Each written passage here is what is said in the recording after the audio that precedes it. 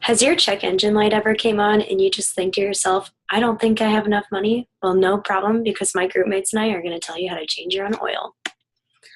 Knowing that we are all college students and our budgets are somewhat tight, getting an oil change can be an inconvenience on your pockets and on your daily schedules. Lisa, Jonathan, Emma, Manuel, and I are going to explain how to change your oil by lifting your car safely, locating the drain plug, using the correct socket and wrench, finding an oil filter, and finally how to replace it. Lisa is going to explain a little bit further on how to find the drain plug. Thanks, Megan. So the first thing you need to do when you're attempting to change the oil for your car is you will need to lift the car up using a jack. And as you can see in this image, you will need to use 4 jack stands to stabilize the car at an appropriate level so that you could work under it. At this point, it's very important to maintain safety and ensure that the jack stands are stable and the car is at a stable level, just to make sure everything is safe and you don't want to have any accidents when trying to change the oil. So once all the jack stands are in position and the car is at a safe height, you will need next you will need to locate the drain plug. Now the drain plug is normally located under the engine, so it would be more towards the front of the car. So now John is going to explain to you what to do after you've located the drain plug. Thanks, Lisa. You killed it.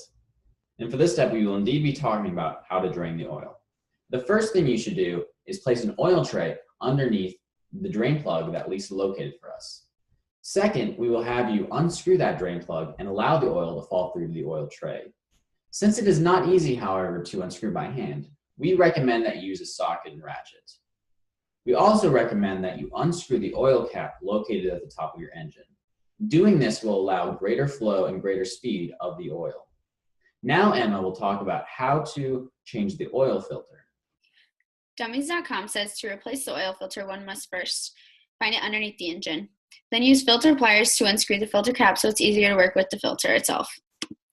In this photo, given us to by SheridanMarine.com, you will see the oil filter itself and the filter pliers.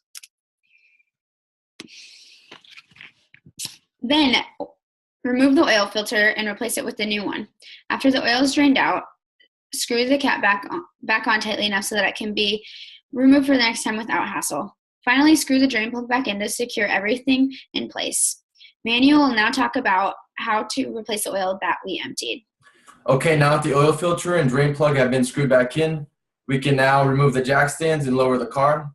Now we need to find out how much oil your car requires. Most cars nowadays require anywhere from 5 to 8 quarts of oil depending on the size of the engine block. To find out how much oil your specific car requires, you can check by taking a look at the engine block itself or looking in the owner's manual. Once we know how much oil your car requires, you can replace the oil back into the engine block itself by using a funnel to avoid spilling, as seen in this picture here.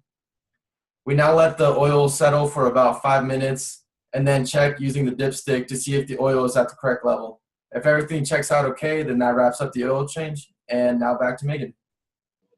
Changing your oil is necessary every 3 to 4 months or every 3,000 miles, and learning this skill can save you time and money. Today, my group and I explained on how to change your oil by lifting your car safely, locating the drain plug, how to use the correct socket and wrench, finding the filter, and finally how to replace it with ease. We hope our presentation gave you enough confidence to try it yourself. Thank you so much.